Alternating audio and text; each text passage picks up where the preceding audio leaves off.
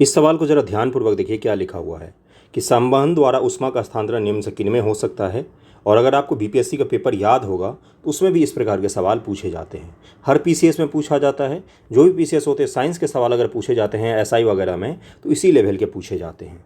तो आप सभी का स्वागत है study for UPSC PCS channel पर। हम लोग साइंस के एमसीक्यू कर रहे हैं, बिल्कुल नए पैटर्न के अनुसार कॉन्सेप्ट को समझते हुए कर रहे हैं। और एनसीईआरटी का ये एमसीक्यू सीरीज है, एनसीईआरटी के साइंस एमसीक्यू कर रहे हैं। इसका पूरा का पूरा प्लेलिस्ट बना हुआ है अरिहंत एनसीईआरटी साइंस एमसीक्यू नाम से, वहाँ पर जाके आप सारे वीडियोज़ देख सकते हैं।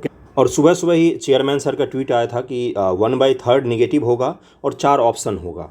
तो इसलिए मैं आपको क्या बोलूँगा, बार बार मैं सुबह से ये चीज़ इसलिए दोहरा रहा हूँ क्योंकि आप लोग इस गहराई को नहीं समझ पा रहे हैं।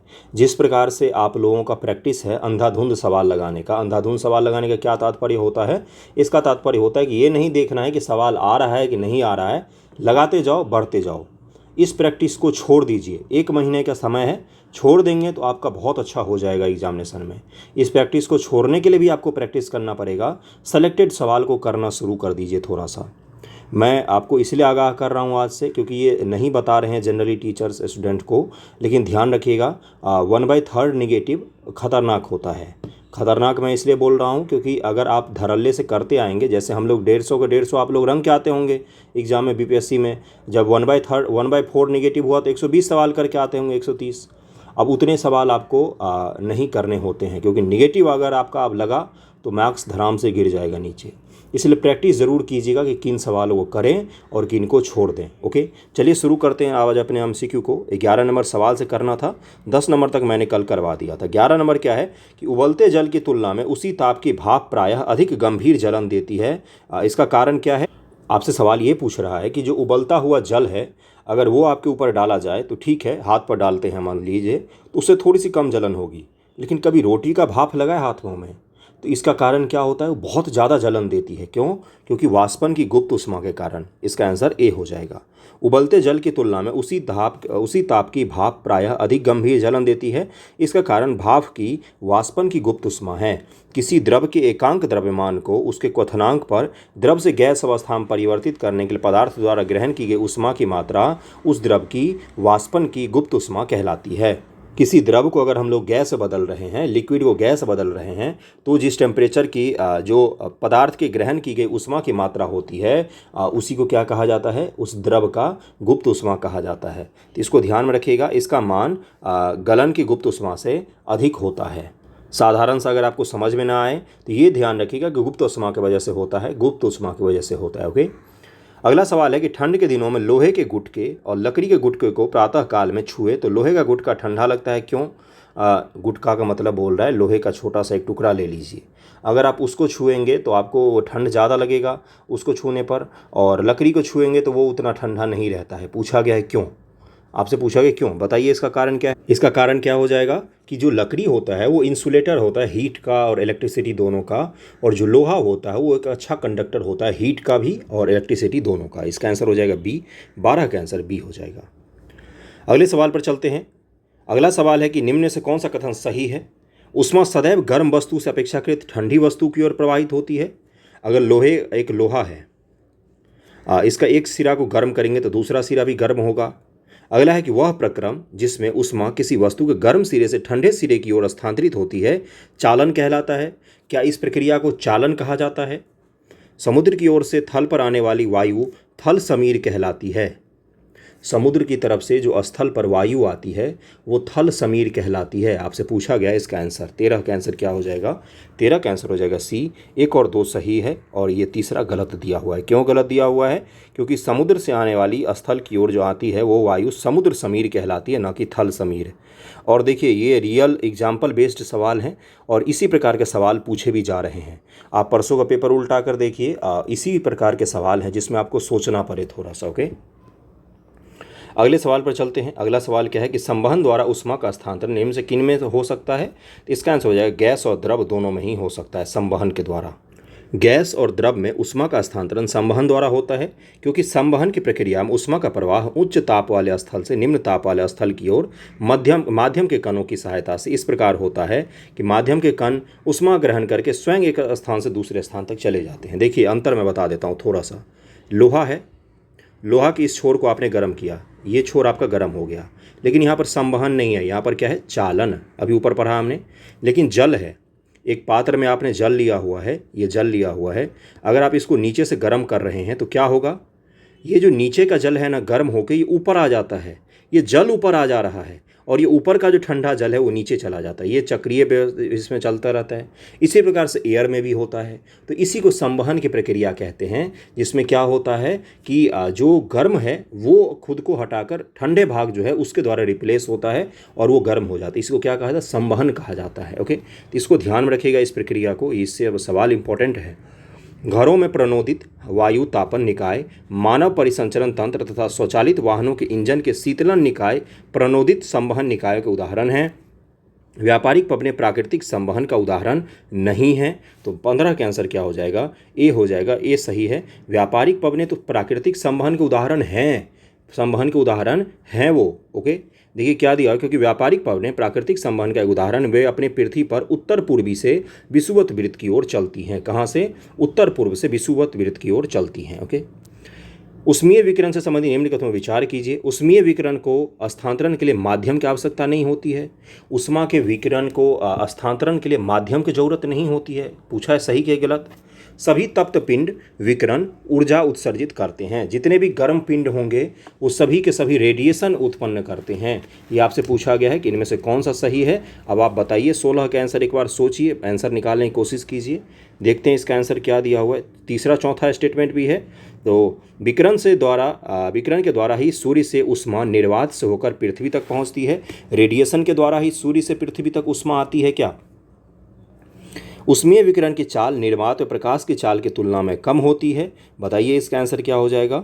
देखिए इसका आंसर दिया हुआ है सी, 1 2 3 सही है, चौथा जो है वो गलत दिया हुआ है। यहाँ पर 1 2 भी मैं फिर से एक बार पढ़ा देता हूँ कि उष्मीय विकिरण को स्थानांतरण के माध्यम की आवश्यकता नहीं होती है, ये सही है। अगर माध्यम की आवश्यकता होती तो सूर्य से हीट जो है वो पृथ्वी तक नहीं पहुँच पाता। ये चीज़ क्लियर हो गया होगा। सभी तप्त पिंड, कोई भी चीज़ अगर गर्म है, इनफैक्ट एक घर में जो आपका बल्ब जल रहा है ना, उस बल्ब से भी रेडिएशन निकलता है। रेडिएशन का मतलब अल्फा बीटा गामा वाला रेडिएशन से मत कंफ्यूज कीजिएगा, वो रेडिएशन अलग होता है। वो उस पर डिपेंड करता है कि जल कौन सी चीज़ रही है। अगर आप घर में यूरेनियम रख देंगे तो उससे क्या होगा, वो तो रेडियो एक्टिव होता है। रेडियो एक्टिव का तात्पर्य ही होता है, रेडियो एक्टिव पदार्थ उस पदार्थ को कहते हैं कि आप घर में लाकर लोहे का एक ढेर रख दीजिए, क्या आपका घर गर्म हो जाएगा? नहीं।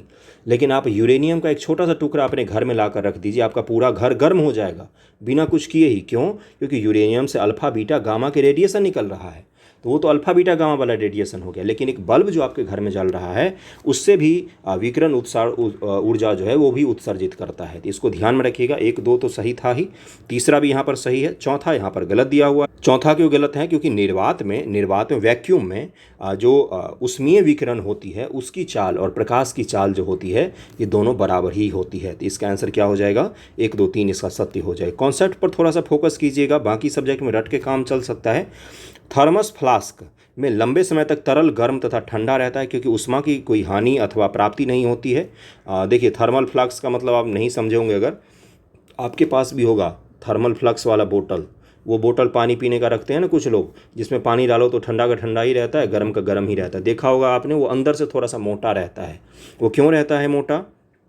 थर्मोडायनेमिक्स होता है इन सभी के पीछे। देखिए ये बोतल है, इसके ऊपर यहाँ पर थर्मल फ्लक्स लगा दिया और बाहर से ये पतली सी स्टील की परत या प्लास्टिक की परत चढ़ी होती है। इससे क्या होगा, इसके बीच में क्या आ जाती है, एयर आ जाती है। और एयर जो होता है ये हीट का इंसुलेटर के तौर पर काम करता है, हीट का इंसुलेटर होता है। इसलिए जब भी आप इसमें कोई गर्म पदार्थ डालेंगे तो वो गर्म रहेगा, इसमें कोई अगर आपने ठंडा पदार्थ डाला है तो ठंडा रहेगा। एक चीज़ और सुनिएगा, जो नए सरकारी स्कूल वगैरह बन रहे हैं उसमें एक बड़ा ही अच्छा तकनीक उन्होंने यूज़ किया। एक ऐसे ईंट का उपयोग करते हैं जिस ईंट के बीच में होल रहता है। उससे क्या होगा, उस होल में एयर प्रवेश कर जाती है, जिससे गर्मी के समय वो जो कमरा होगा बच्चों का, वो कमरा ज़्यादा ना तो गर्म होगा और ना तो ज़्यादा ठंडा होगा। वो टेम्परेचर को मेंटेन करके रखने का काम करेगी वो दीवार। तो आपसे अब ये फ्लास्क बोतल की जगह पर ये ईंट भी पूछ सकता है, या ये भी पूछा जा सकता है कि जो गर्म प्रदेश में घर बनाए जाते हैं उनके बीच में अक्सर, या ठंडे प्रदेश में बनाया जाता है तो उनके 2 दीवारों के बीच में थोड़ी सी गैप डाल दी जाती है। क्यों डाल दी जाती है? क्योंकि उसमें एयर आ जाए। एयर आने से क्या होगा, उष्मा की हानि नहीं होती है। तो इसका देखते हैं 17 का आंसर क्या हो जाएगा। ए और बी दोनों सही है। संचालन द्वारा, संवहन या विकिरण द्वारा, इन दोनों में से किसी के ही द्वारा इसमें से कोई भी हीट की हानि नहीं होती है, उष्मा की हानि नहीं होती। देखिए क्या लिखा हुआ है कि थर्मल फ्लास्क में लंबे समय तक तरल गर्म तथा ठंडा रहता है क्योंकि इसमें संचालन, संवहन और विकिरण के द्वारा उष्मा की कोई हानि अथवा प्राप्ति नहीं होती है। थर्मल बोतल या फ्लास्क एक ऐसी युक्ति है जो बोतल को अंतर वस्तु तथा बाहरी परिवेश के बीच उष्मा स्थानांतरण को नियंत्रण कर देती है। यह दोहरी दीवारों का कांच का बर्तन होता है या किसी और भी चीज़ का हो सकता है, जिसकी भीतरी तथा बाहरी दीवारों पर चांदी का लेप होता है। भीतरी दीवारों से विकिरण परिवर्तित होकर बोतल के अंतर वस्तु में वापस लौट आते हैं। इसी प्रकार बाहरी दीवारें बाहर से आने वाले सभी विकिरणों को वापस लौटा देती है। दीवारों के बीच का स्थान को निर्वातित करके चालन तथा संवहन द्वारा होने वाले उष्मा क्षय को घटाया जाता है। अतः थर्मल फ्लक्स में संचालन, संवहन, विकिरण किसी के द्वारा कोई भी हानि नहीं होती है और उसको मेंटेन, टेम्परेचर उसका मेंटेन रहता है। इसको ध्यान में रखिएगा। ओके, निम्न से कौन सा कथन असत्य है? पढ़िए एक बार स्टेटमेंट को और देखिए कौन सा सत्य है। कृष्ण पिंड विकिरण ऊर्जा का अवशोषण तथा उत्सर्जन हल्के वर्णों के पिंडों की अपेक्षा अधिक करते हैं। अवशोषण व उत्सर्जन, कृष्ण पिंड का मतलब होता है काला कलर का कोई वस्तु, वो उत्सर्जन कब से करने लग गया? क्या वो उत्सर्जन कर सकते हैं? सोचिएगा एक बार कि कृष्ण पिंड जो होते हैं विकिरण ऊर्जा का अवशोषण और उत्सर्जन कर सकते हैं। आपको लगता है ये सही है कि गलत है? सोचिए एक बार, कन्फ्यूज मैं कर सकता हूँ आपको। क्या है कि बीन के नियम के अनुसार, बीन के नियम से चंद्रमा के ताप का अनुमान लगाया जा सकता है। बीन का नियम ध्यान रखिएगा। क्लोरोफ्लोरोकार्बन CFC ग्रीन हाउस प्रभाव के लिए कोई भूमिका नहीं निभाता है। ग्रीन हाउस प्रभाव तो पता ही होगा। ग्रीन हाउस प्रभाव से रेगिस्तान का प्रसार हो सकता है। क्या इसमें से कौन सा सही है बताइए, और कौन सा असत्य है ये बताइए मुझे एक बार। सोचिए इसका आंसर क्या हो जाएगा। क्लोरोफ्लोरोकार्बन का तो सबसे ज़्यादा योगदान होता है ग्रीन हाउस वगैरह इफेक्ट बढ़ाने में। ग्रीन हाउस इफेक्ट का मतलब होता है, एक बार समझा देता हूँ, इस बार भी सवाल पूछा गया। पृथ्वी है, पृथ्वी को सूर्य से उष्मा प्राप्त होती है दीर्घ किरण के रूप में, मतलब बहुत सारी उष्मा प्राप्त होती है। शॉर्ट वेव के फॉर्म में, शॉर्ट वेव के फॉर्म में, लघु किरणों के फॉर्म में प्राप्त होती है। अब पृथ्वी तो कोई उष्मा का स्रोत है नहीं। अब इसने जो सूर्य से प्राप्त किया इसको ही रात में दीर्घ किरणों के रूप में छोड़ना शुरू करती है। शॉर्ट और दीर्घ को याद रखिएगा, लॉन्ग वेव के फॉर्मेट में और शॉर्ट वेव के फॉर्मेट में हमें प्राप्त होता है।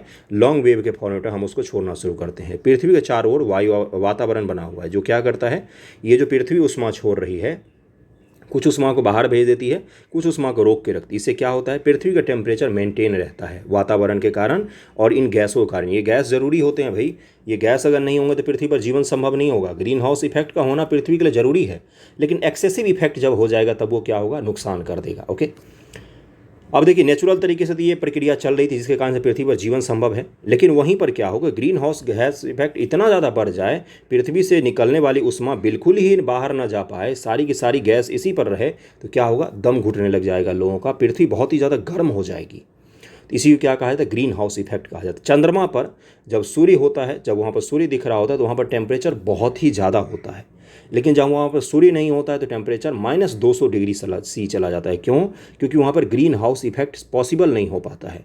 मंगल ग्रह पर भी यही समस्या देखने को आती है, वहाँ पर भी green house gas effect possible नहीं हो पाता है, लेकिन पृथ्वी पर ग्रीन हाउस गैस इफेक्ट है, इसीलिए पृथ्वी पर जीवन है। ओके, लेकिन एक्सेसिव में जब हो जाता है तो ये क्या करता है, नुकसान पहुंचाता है। इसका आंसर हो जाएगा सी, यहाँ पर गलत दिया हुआ है। इसका एक्सप्लेनेशन भी मैं आपको पढ़वाऊंगा। ग्रीन हाउस प्रभाव के लिए क्लोरोफ्लोरोकार्बन, कार्बन डाइऑक्साइड, मीथेन, जल आदि उत्तरदायी होते हैं। और देखिए जल वाष्प होगा, जल नहीं जल वाष्प होगा। ए बी डी तीनों कथन सत्य दिए हुए हैं। कृष्ण पिंड स्वयं पर आपतित सभी तरंग दैर्घ्य के विकिरणों को अवशोषित कर लेता है और अच्छे अवशोषक तथा उत्सर्जक होते हैं। बीन के विस्थापन नियम के द्वारा आकाशीय पिंडों जैसे सूर्य, तारे, चंद्रमा के तापों का निर्धारण किया जाता है। ग्रीन हाउस प्रभाव से मानव जीवन, पौधों तथा जानवरों को खतरा है।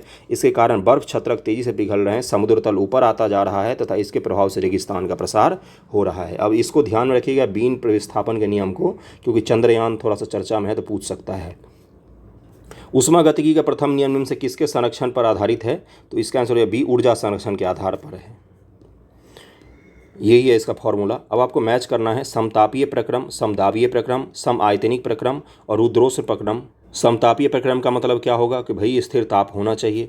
समदाबीय प्रक्रम का मतलब क्या होगा, भाई स्थिर दाब होना चाहिए। समआयतनिक का मतलब क्या होना चाहिए, आयतन स्थित होना चाहिए। रुद्रोष्म का मतलब क्या है, चलो उष्णता का प्रवाह नहीं होना चाहिए। ओके, आसान था ये तो, भारी भरकम बस देखने में लग रहा था, एक बार पढ़ते तो आपको आसान लगता।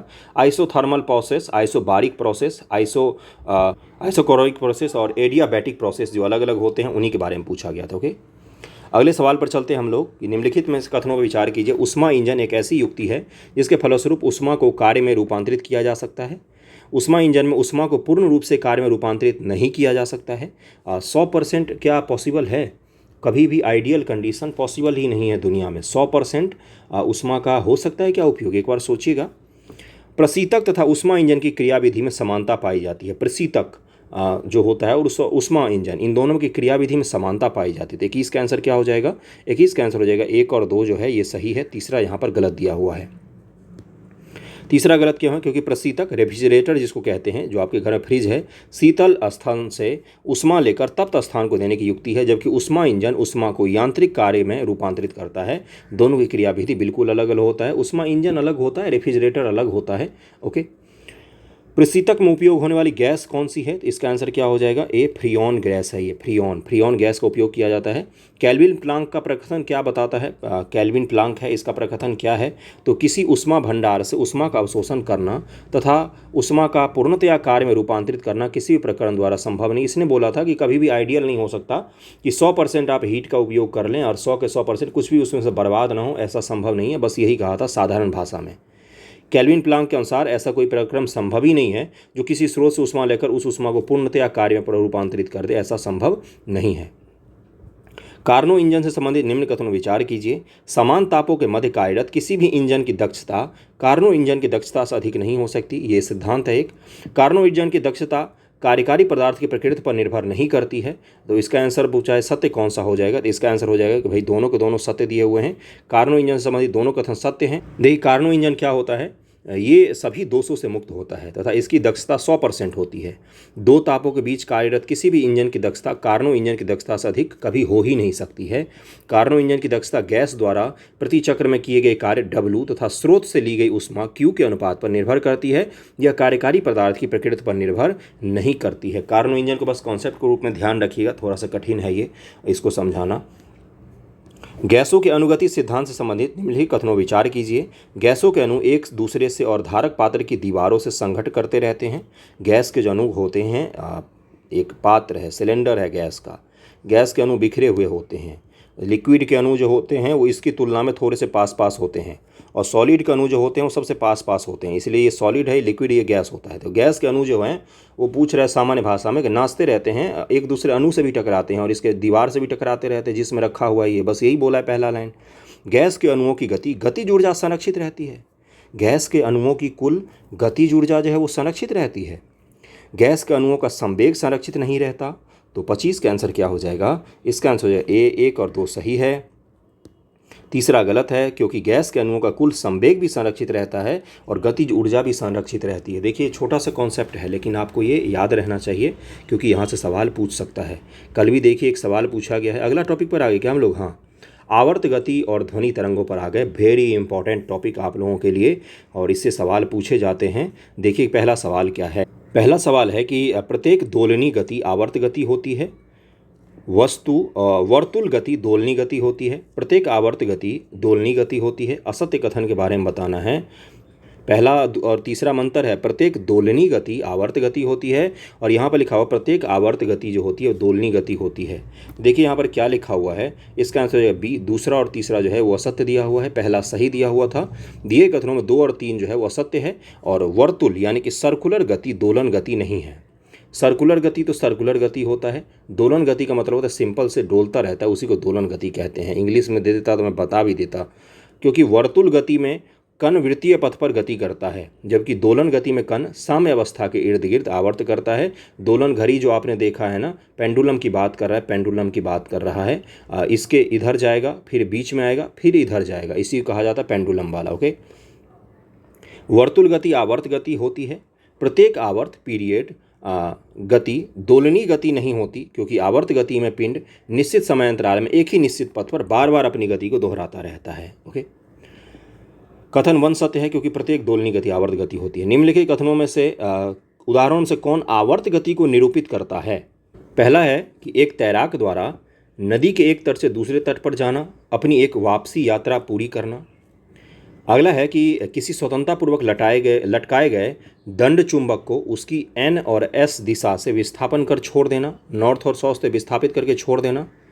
अपने द्रव्यमान केंद्र के परितः घूर्णित कोई गति करता कोई हाइड्रोजन अणु, किसी कमान से छोड़ा गया कोई तीर।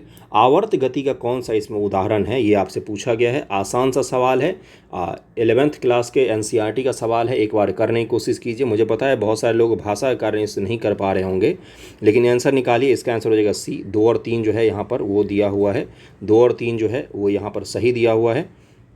बाकी पहला और चौथा जो है ये गलत है, ये गलत लग ही रहा था। तैराक का तैरना किसी आवर्त गति, हार्मोनिक मोशन वगैरह सब में नहीं आता है। ओके, अगले सवाल पर चलते। तीसरे नंबर पर देखिए, यहाँ पर लिखा हुआ है कि स्वतंत्रतापूर्वक लटकाए गए दंड चुंबक को उसकी नॉर्थ और साउथ दिशा से विस्थापित कर छोड़ देना आवर्त गति को निरूपित करता है, क्योंकि विस्थापन के पश्चात दंड चुंबक जो होता है, जो लटका हुआ चुंबक होता है, बार बार अपनी गति को दोहराता रहता है। इसी को कहा जाता है, बार बार अपनी गति को दोहराता रहेगा, वही होता है आवर्त गति। हाइड्रोजन का अणु द्रव्यमान के परितः घूर्णित नहीं करता, जो कि आवर्त गति का उदाहरण है, क्योंकि हाइड्रोजन का अणु एक निश्चित पथ पर बार बार अपनी गति को दोहराता रहता है। ऐसे जाएगा फिर ऐसे आएगा, ऐसे जाएगा ऐसे आएगा। ओके, निम्नलिखित गुणों पर विचार कीजिए। वाष्प इंजन में अग्र व पश्च चलता हुआ पिस्टल दोलन गति का उदाहरण होता है। जो पिस्टल चल रहा होता है वाष्प इंजन में, वो दोलन गति का उदाहरण होता है। ऐसे ऐसे जो पिस्टल चलता रहता है वो दोलन गति का उदाहरण होता है। दीवार घड़ी का लोलक, जो आपका पेंडुलम जो लगा होता है घड़ी में, तो उसके बारे में पूछा गया है। किसी संगीत वाद्य के तार, जो वाद्य का तार है वो किस गति का उदाहरण होता है? कंपन का लिखा हुआ है। ये सरल रेखीय गति लिखा हुआ है। बताइए इसका आंसर क्या हो जाएगा? तीसरे का आंसर क्या हो जाएगा? बी 1 और 3 जो है यहाँ पर सही हो जाएगा। वाष्प इंजन में अग्र व पश्च चलता हुआ पिस्टल और आपका किसी संगीत वाद्य के तार जो हैं, ये दोनों यहाँ पर सही मैच हैं। दोलन गति और कंपन के उदाहरण है संगीत वाद्य के तार, और जो दीवार घड़ी का लोलक है वो सरल रेखीय गति नहीं होगा, बल्कि क्या हो जाएगा? देखिए यहाँ पर लिखा हुआ है कि दीवार घड़ी का लोलक दोलनी गति करता है, जिसमें वह साम्य बिंदु के इर्द गिर्द दोलन करता है। एक बीच का बिंदु होता है, एक बार इधर जाएगा एक बार इधर आएगा, फिर बीच में आ जाएगा। ओके, आवर्त गति करती हुई वस्तु का आवर्तकाल वह न्यूनतम समय है जिसके पश्चात गति की पुनरावृत्ति होती है। आवर्त गति का बारे में पूछा गया है। आवर्त गति करती वस्तु की आवृत्ति आवर्तकाल का व्युत्क्रम होता है। समय का व्युत्क्रम होता है उसका फ्रीक्वेंसी, ये पूछा गया है। आवर्त गति करती वस्तु की आवृत्ति को मापने के लिए मात्रक का विशेष नाम हर्ट्ज, रेडियो तरंगों के आविष्कारक हेनरिस रुडोल्फ हर्ट्ज के नाम पर दिया गया है। इसका आंसर निकालने की कोशिश कीजिए एक बार कि किसके नाम पर दिया गया है। पीटी फैक्ट भी आपका शानदार तैयार हो रहा है इससे। सवाल बहुत अच्छे हैं इसके, यकीन मानिए। 1 2 3 इसका आंसर हो जाएगा। तीनों के तीनों स्टेटमेंट जो हैं वो सही दिए हुए हैं। देखिए यहाँ पर ये फॉर्मूला लिखा हुआ है। इस फॉर्मूले को अगर आप ध्यान में रखेंगे तो एग्जाम में पिछली बार भी एक सवाल पूछा गया था यहाँ से, तो इस बार भी पूछा जा सकता है। निम्न से कौन सा कथन असत्य दिया हुआ है? तो सरल आवर्त गति में कण का त्वरण इसके विस्थापन के व्युत्क्रमानुपाती होता है, यही यहाँ पर गलत दिया हुआ है। क्यों भाई, क्यों ये गलत है? तो देखिए यहाँ पर लिखा हुआ है कि सिंपल हार्मोनिक मोशन में सरल आवर्त गति का मतलब होता है SHM, सिंपल हार्मोनिक मोशन, और आवर्त गति का मतलब होता है harmonic motion. Simple harmonic motion करते हुए कण का जो त्वरण होता है इसके विस्थापन के समानुपाती होता है, न कि व्युत्क्रमानुपाती। तो समानुपाती होता है, व्युत्क्रमानुपाती नहीं होता है, इसको ध्यान में रखिएगा। अगला, निम्न कथनों से कौन सा कथन असत्य दिया हुआ है? छठे का आंसर क्या हो जाएगा कि सरल आवर्त गति सिंपल हार्मोनिक मोशन करते हुए कण की गतिज ऊर्जा ऋणात्मक होती है। कण की गतिज ऊर्जा ऋणात्मक होगी SHM करते हुए, सिंपल हार्मोनिक मोशन करते हुए। तो इसका देखिए यहाँ पर क्या लिखा हुआ है कि सरल आवर्त गति करते हुए कण की गतिज ऊर्जा कण के मध्य स्थिति में अधिकतम तथा विस्थापन अधिकतम होने के कारण स्थिति में शून्य होती है, तथा कण की स्थितिज ऊर्जा मध्य स्थिति में शून्य तथा अधिकतम विस्थापन पर अधिकतम होती है। इसका तात्पर्य क्या है कि देखिए एक बार वो बीच में आएगा तो यहाँ पर उसका शून्य हो जाता है, और उसको जहाँ तक मैक्सिमम जाना है यहाँ पर उसकी गतिज ऊर्जा मैक्सिमम होती है। इधर अगर जाएंगे तो यहाँ पर उसकी गतिज ऊर्जा मैक्सिमम होगी, यही बात कर रहा है वो। और SHM में, सिंपल हार्मोनिक मोशन में, स्थितिज ऊर्जा और गतिज ऊर्जा होती है वो धनात्मक ही होती है। ओके, अगले सवाल पर चलते हैं हम लोग। अगला सवाल देखते हैं क्या है। निम्न से कौन से उदाहरण सरल आवर्त गति संबंधित हैं? सिंपल हार्मोनिक, हार्मोनिक का मतलब होता है बार बार रिपीट होना किसी चीज़ का। ओके, क्या है? कमानी के दोलन, सरल दोलक, नदी में डूबती हुई नाव। नदी में नाव को कभी डूबते देखा है आपने? ऐसे डूबती है, ऐसे ऐसे ऐसे ऐसे फिर नीचे डूब जाती है। किसी यू नली में दोलायमान पारे के स्तंभ की गति। पारा को कभी देखा है आपने? पारे के जो स्तंभ की गति होती है यू वाले नली में, एक यू ऐसे होता है, इसमें जो पारा की गति होगी वो किस प्रकार से होगी ये पूछा गया है। तो बताइए इसमें से SHM का उदाहरण कौन सा है सिंपल हार्मोनिक मोशन का। तो इसका आंसर क्या हो जाएगा 1 2 4 हो जाएगा, 1 2 4 हो जाएगा। तीसरा जो है वो गलत दिया हुआ है। क्यों भाई, देखिए यहाँ पर कमानी के दोलन सरल लोलक तथा किसी यू नली में दोलायमान पारे के स्तंभ की गति सरल आवर्त गति का उदाहरण होता है, क्योंकि इन सभी स्थितियों वस्तुओं के त्वरण की दिशा मध्यमान स्थिति की ओर होती है। नाव जो है पहली बार में यहाँ से यहाँ तक डोलेगी, दूसरी बार उससे कम, तीसरी बार उससे कम और फिर जो डूब जाएगी। तो ये थोड़ी ना हुआ उदाहरण। ओके, अगला सवाल है आपका कि सरल लोलक के आवर्त काल में संबंध में निम्नलिखित कथनों विचार कीजिए। लोलक की लंबाई बढ़ने के साथ बढ़ता है सरल लोलक का आवर्त काल। जो एक बार आवर्त काल का मतलब होता है एक बार वो यहाँ से चलकर यहाँ जाए, इसी को आवर्त काल कहा जाता है। तो वो बढ़ता है क्या, गुरुत्वीय त्वरण पर निर्भर नहीं करता है, लोलक के द्रव्यमान आकार और पदार्थ पर निर्भर करता है, लोलक के आयाम पर निर्भर करता है। किस चीज़ पर निर्भर करता है, उसका आवर्त काल के बारे में पूछा गया आपसे। तो इसका आंसर क्या हो जाएगा 8 का 8 का आंसर हो जाएगा ए, यानी कि केवल और केवल 1 पर लंबाई पर केवल निर्भर करता है, क्योंकि यहाँ पर जी भी कॉन्सेप्ट है, यही फॉर्मूला है इसका, जी बराबर 2π√L/g। ये भी जी कांस्टेंट है और पाई का मान तो 22/7 ही होता है, जी का मान 9.8 ले सकते हैं आप। तो उस प्रकार से क्या होता है गुरुत्वीय त्वरण का मान होता है ये। तो लोलक की लंबाई पर केवल डिपेंड करता है, उसका टाइम पीरियड कितना होगा, उसका टाइम कितना होगा, इसको ध्यान में रखिएगा। ओके, ये सवाल BPSC वालों ने पूछा है कुछ साल पहले ही। किसी सरल लोलक या कमानी से लटके हुए पिंड के दोलन प्रणोदित कहलाते हैं। क्या कहलाते हैं, 9 का आंसर हो जाएगा बाह्य कारक दोलन को निरंतर बनाए रखता है। जब बाह्य कारक दोलन को निरंतर बनाए रखेगा तब वो क्या कहलाएंगे, तब वो कहलाएंगे प्रणोदित कहलाएंगे, दोलन प्रणोदित कहलाते हैं। ओके, किसी सरल लोलक या कमानी से लटके हुए पिंड के दोलन प्रणोदित दोलन कहलाते हैं। जब बाह्य कारक दोलन को निरंतर बनाए रखेगा तब वो क्या कहलाएंगे, प्रणोदित दोलन कहलाएंगे। जब किसी निकाय जैसे सरल लोलक या कमानी से लटका हुआ कोई गुटका क्यों लिख रहे हो यार बच्चे, गलत ही ले लेंगे। कोई भी भार ले लीजिए, वेट W ले लीजिए छोटा सा, उसकी बात हो रही है, उसकी साम्यावस्था से विस्थापित कर मुक्त किया जाता है तो वो अपनी स्वाभाविक नेचुरल आवृत्ति से दोलन करने लग जाता है। एक हमने रस्सी लिया, उसमें एक लटकाया, इसको यहाँ से खींचकर यहाँ पर ले गए और इसको छोड़ दिया, तो क्या होगा, ये फिर अपने स्वाभाविक रूप में ऐसे ऐसे ऐसे ऐसे डोलता रहेगा। ओके, इस प्रकार दोलन मुक्त दोलन कहलाते हैं। सभी मुक्त दोलन सदैव उपस्थित रहने वाले 6 बलों के कारण अंततः रुक जाते हैं। 6 बल कुछ ऐसे, हवा में फ्रिक्शन होता है। मान लीजिए एक वैक्यूम ले लीजिए, 100% वैक्यूम हो, उसमें अगर आप उसको एक बार छोड़ देंगे तो वो डोलता ही रहेगा, वो रुकेगा नहीं जल्दी। लेकिन चूंकि एयर फ्रिक्शन होता है, ग्रेविटी होता है, बहुत सारे ऐसे पैरामीटर होते हैं जिसके कारण से उसका जो एनर्जी होता है वो धीरे धीरे धीरे लॉस हो जाता है, वो एक बार आकर बीच में रुक जाएगी, यही कह रहा है वो। तथापि कोई बाह्य कारक बल इन दोलन को बनाए रख सकता है। फिर से हमें उस पर क्या लगाना पड़ेगा, कोई एक्सटर्नल फोर्स लगाना पड़ेगा, फिर वो दोलना शुरू करेगा, नहीं तो बीच में आकर रुक जाएगा। निम्न कथनों में से कौन सा कथन सत्य है, तो 10 का आंसर क्या हो जाएगा, अनुनाद की स्थिति में वस्तु के दोलन का आयाम बढ़ जाता है। इसका आंसर हो जाएगा ए, सत्य दिया हुआ है यहाँ पर। निम्नलिखित घटनाओं में से कौन सी घटना के कारण अनुनाद की स्थिति उत्पन्न होती है, पुल से गुजरते समय सैनिकों को कदम से कदम मिलाकर चलना और भूकंपीय तरंगों की आवृत्ति का भवन के प्राकृतिक आवृत्ति के निकट होना। तो 11 का आंसर क्या हो जाएगा, 11 का आंसर हो जाएगा सी, 1 और 2 दोनों ही सही है यहाँ पर। इसीलिए पुल पर जो सैनिक होते हैं वो कदम से कदम मिलाकर नहीं चलते हैं, नहीं तो उससे क्या होगा, पुल टूट सकता है। एक छत है, उस पर 500 लोगों का खड़ा कर दीजिए, उनको एक साथ बोलिए उस पर उछलने के लिए, छत टूट के नीचे आ जाएगा। ओके, इसी की बात हो रही है यहाँ पर। अगले सवाल पर चलते हैं। निम्नलिखित कथनों विचार कीजिए। तरंग एक ऐसा विक्षोभ है जो एक स्थान से दूसरे स्थान तक बिना द्रव्य के प्रवाह के गति करता है। बिना उस वस्तु के प्रवाह, द्रव्य से लिक्विड मत लगाइएगा, बिना उस वस्तु के प्रवाह के गति करता है। तरंगों के द्वारा एक बिंदु से दूसरे बिंदु तक ऊर्जा का संचरण नहीं होता। तरंग जाते हैं लेकिन ऊर्जा नहीं जाती। आपको लगता है क्या तरंग के साथ ऊर्जा नहीं जाती होगी? बम का जब विस्फोट होता है तो मान लीजिए बम का विस्फोट से किस चीज़ के कारण लोग घायल होते हैं? शॉक वेव से घायल होते हैं। वो शॉक वेव होता है जो उतना खतरनाक होता है। जल में उत्पन्न तरंग विद्युत चुंबकीय तरंगें होती हैं। तो 12 का आंसर क्या हो जाएगा? ये केवल 1 यहाँ पर सही दिया हुआ है। जल में विद्युत चुंबकीय तरंगों का क्या लेना देना है? इलेक्ट्रोमैग्नेटिक तरंग का, वेव का क्या लेना देना है? जल से कोई लेना देना नहीं है। तो इसका आंसर हो जाएगा, तीसरा को काट देंगे और दूसरा को भी काट दीजिए। इसका आंसर हो जाएगा केवल पहला यहाँ पर सही दिया हुआ है। क्या है भाई? ये तरंग किसी भौतिक माध्यम से उत्पन्न एक विक्षोभ है जो अपने स्वरूप बिना बदले माध्यम में एक निश्चित चाल से आगे बढ़ती है। कथन 2 और 3 गलत है। तरंग द्वारा केवल ऊर्जा तथा संवेग का संचरण होता है। किसका किसका? ऊर्जा और संवेग का संचरण होता है तरंग के द्वारा। तरंग के द्वारा अगर ऊर्जा का संचरण नहीं होता तो सूर्य से पृथ्वी पर एनर्जी कैसे आ जाती है? तरंग के फॉर्म में ही तो आती है। लाइट भी एक वेव है।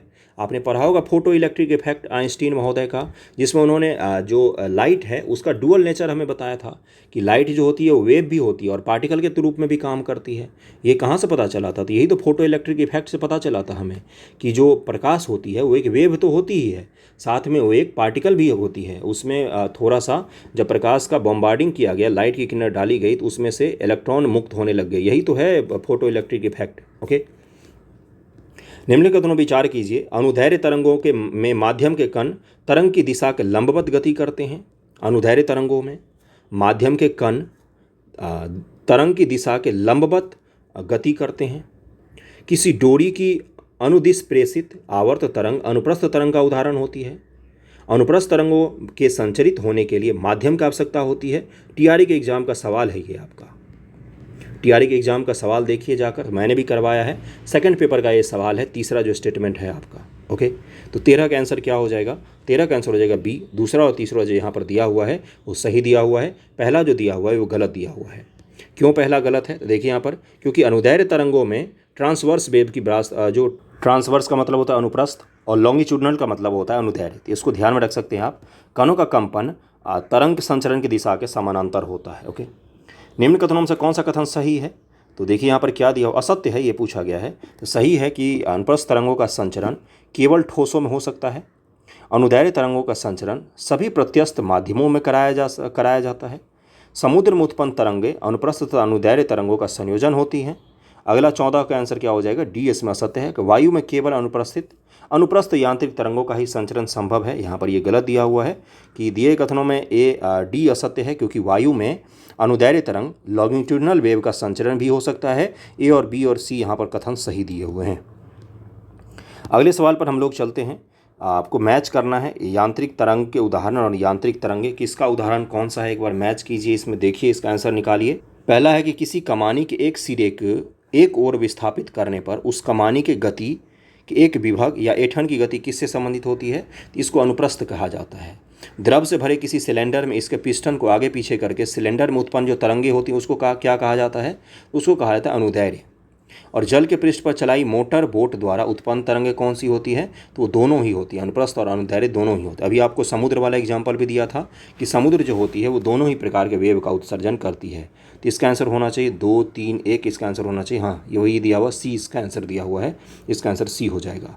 विद्युत चुंबकीय तरंगों का वेग कितना होता है? इलेक्ट्रोमैग्नेटिक वेव का वेग कितना होता है?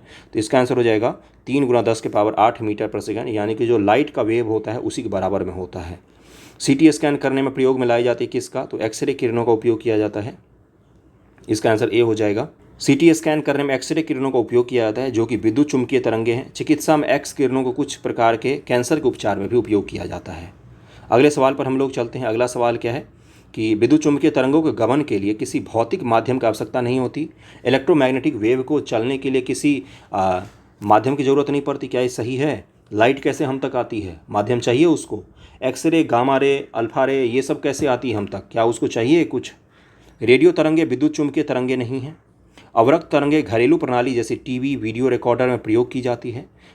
इंफ्रारेड की बात कर रहा है। सर्प अवरक्त तरंगों को संसूचित कर सकते हैं। जो सांप होते हैं वो इंफ्रारेड तरंगों को देख सकते हैं, इंडिकेट कर सकते हैं। तो 18 का आंसर क्या हो जाएगा? 3 और 4 जो है यहाँ पर ये सही दिया हुआ है। पहला और दूसरा जो है वो गलत दिया हुआ है। इलेक्ट्रोमैग्नेटिक वेव को गमन करने के लिए उनको माध्यम की जरूरत नहीं होती है। ओके, अगला है आपका 19 नंबर के रेडियो तरंगे, गामा तरंगे, दृश्य प्रकाश। अब इनको सुमेलित कीजिए, इनका आवृत्ति निकालिए इसमें से एक बार। स्पेक्ट्रम अगर आपको थोड़ा सा भी अंदाजा होगा तो आप आसानी से कर ले जाएंगे। सबसे ज़्यादा किसका होगा, सबसे कम किसका होगा, इसी को मैच करके आप कर सकते हैं। निकालिए इसमें से कौन से इसका आंसर होना चाहिए, कौन सा सुमेलित है। तो इसका आंसर हो जाएगा बी। 1 और 3 सही सुमेलित है। रेडियो तरंगों का होता है 500 किलो हर्ट्ज से लेकर 1000 किलो हर्ट्ज तक। उसके बाद से तीसरा क्या है, दृश्य प्रकाशों का होता है 4 × 10⁻14 हर्ट्ज से लेकर 7 × 10⁻14 हर्ट्ज तक। ओके, आगे बढ़ते हम लोग। गामा किरणों का तो 5 × 10⁻22 होता है, सबसे ज़्यादा होता है उसका, तो ये पता होना चाहिए था आपको, बस आप निकाल ले जाते। प्रकाश तरंगे, पराबैंगनी किरणें, एक्स किरणें, सूक्ष्म किरणें। अब इनका उपयोग निकालिए। उपयोग इसमें से किसका कहाँ पर कर सकते हैं? देखिए, प्रकाश का उपयोग क्यों करते हैं हम? किसी चीज़ को देखने के लिए, तो इसका तो 4 हो जाएगा। पराबैंगनी किरणों का तो नेत्र के शल्य चिकित्सा में करते हैं। एक्स किरणों का कहाँ पर करते हैं? तो कैंसर कोशिकाओं को नष्ट करने के लिए करते हैं। सूक्ष्म तरंगों का उपयोग कहाँ पर करते हैं? तो वाहनों की गति ज्ञात करने में करते हैं। तो इसका आंसर हो जाएगा मेरे हिसाब से होना चाहिए 4 3 1 2 इसका आंसर होना चाहिए। 4 3 1 2 इसका आंसर होना चाहिए। देखते हैं क्या है इसका आंसर। 4 3 1 2 ही इसका आंसर है। ओके, 4 3 2 1 इसका ए आंसर हो जाएगा। अब अगले वीडियो में हम लोग करेंगे बाकी के सवालों को। इसमें भी 20 सवाल मैंने करवा दिए, 34 मिनट का वीडियो हो गया है। बाकी सब्जेक्ट को भी आप अच्छे से पढ़िए, रिवीजन कीजिए। ओके, टीआरई की एग्जाम जैसा हुआ हुआ ना यार, हमारे पास जो अभी टारगेट है उसको तो पूरा कीजिए कम से कम। ओके, चलिए, थैंक यू सो मच आप सभी का।